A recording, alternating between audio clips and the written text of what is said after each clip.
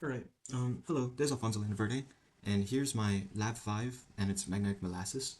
Excuse the audio if it sounds a bit faint. I didn't install an update for like my audio drivers, and it decided to not listen to my peripheral mic, so we're using my main one. So, introduction. The purpose of this lab is to apply Faraday's law through a model, the model being a bar magnet that simulates a magnetic dipole, and a magnetic tube, or aluminum tube that will induce the current.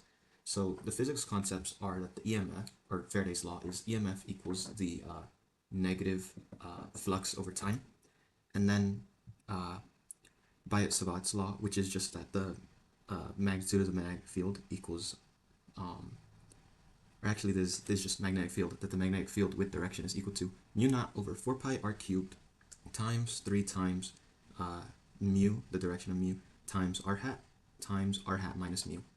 And then some easier to read formulas, which are Newton's second and third law, which are just force equals mass times acceleration, and current equals voltage over resistance. So the preview for this is my experimental time average was 0.712 seconds. I don't know, I just played the video 5 times, wrote down the stuff, and it averaged. Computational time is going to be 0.764 seconds, and we'll be able to show that shortly with the lab too.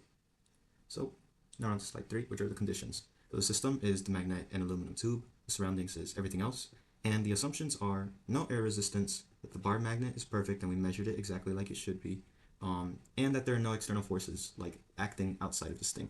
The only things will be the force of gravity and the force of the magnetic forces. Okay, the experiment. So we use a magnetometer to find magnetic north, and then we drop that magnet through the tube 5 times, and then we measure how long it took to fall.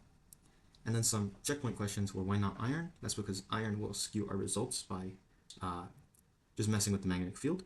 And then why does the magnet fall slower?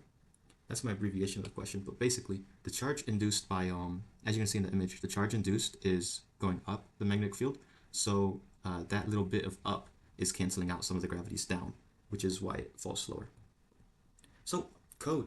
Uh, First I'll do a bit of understanding of it, and then I'll just show it, because the understanding is just a blob of my notes. So, the coloring indicates the magnitude of the current. Red and blue go in opposite directions. From above, blue is clockwise, red is counter, because of Lenz's law. And then there were some questions with it, and I just left those notes. But basically, this thing is more accurate if you split the tube into more infinitesimal pieces, and the graph at the end of the code shows Fg equals Fb in the middle, which is the force of gravity is equal to the force of the magnetic force in the middle, and that's why it doesn't accelerate. So let's show the code. Let me go through all my little things, and then yeah, let's look at it. So we have our normal constants. Here are my measurements. So the length of the tube is 0.46 meters. The width of it is 0.004 meters. The inner radius is 0.024. And then we keep going down. We have to create equations for the dipole B, which is just the following. R mag equals mag R. You find R hat, and then you plug it into the equation provided in the preview. And then you calculate flux the same way, using you set this thing up to be the equation in the preview, and you just throw it in, and bam. And obviously there's this current is just voltage over resistance. And then there's more, but basically when you run it, it looks like this. And then here's our velocity versus time graph. As you can see, gravity wins for the longest time. Then when you get to right here, or around here, the forces begin to cancel each other out, the magnetic field that gets induced. And then obviously it loses as it exits it. So that's my code. Now back to my little PowerPoint slides. Sorry for the abrupt cut.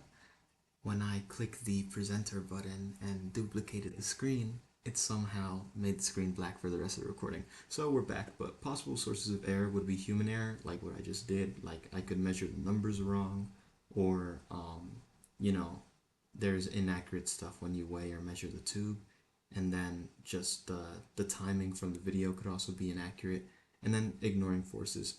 Basically, every assumption we make can be a possible source of error. On to the next one. Alright, so what if the resistivity of the conductor were reduced to as close as possible to zero?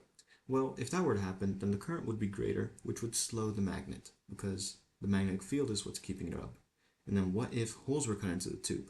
Then the current would be disrupted, would be less, and then it would obviously speed it up because the magnetic fields would keeping it up. And then conclusion, Faraday's law was accurately modeled by inducing current in the tube. Alright, hopefully it worked that time. Bye bye. Thank you for watching.